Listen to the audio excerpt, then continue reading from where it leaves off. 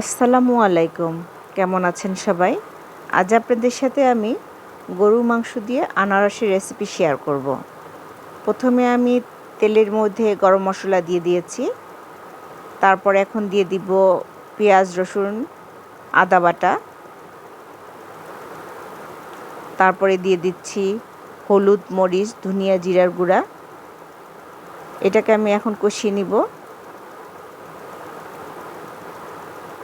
একটু পানি দিয়ে দিলাম, কারণ মশলাটা নিচে লেগে যাচ্ছে।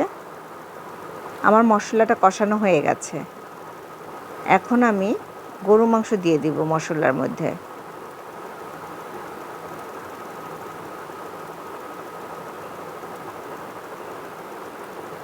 এই রান্নাটা আমি প্রথম খেয়েছিলাম আমার এলাকার এক চাচি রান্না করে আমাদের বাসায় পাঠিয়েছিল।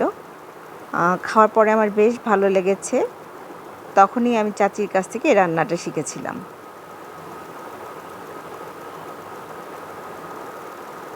এখন আমি লবণ দিয়ে দিচ্ছি।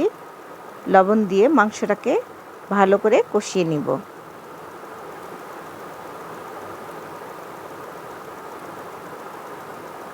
এবার আমি ঢাকনা দিয়ে ঢেকে দিব। মাংসের পানিটা বের হয়ে আসলে, মাংস পানিটা শুকিয়েও গেছে, কষানোটা ভালো করে হয়ে গেছে। এখন আমি দিয়ে দিচ্ছি আনারস। আনারসটা আমি একটু বড় বড় করেই কেটে রেখেছিলাম।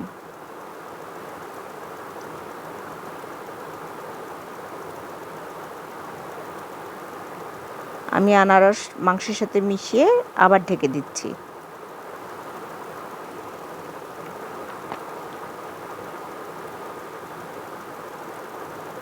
এখন আমি পানি দিয়ে দিব।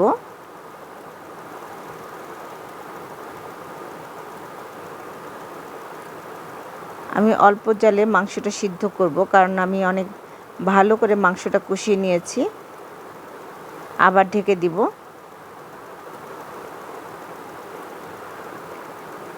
মাংসটা হয়ে গেছে। এখন আমি কাঁচা মরিচ দিয়ে আবার মাংসটা ঢেকে রেখে দিব।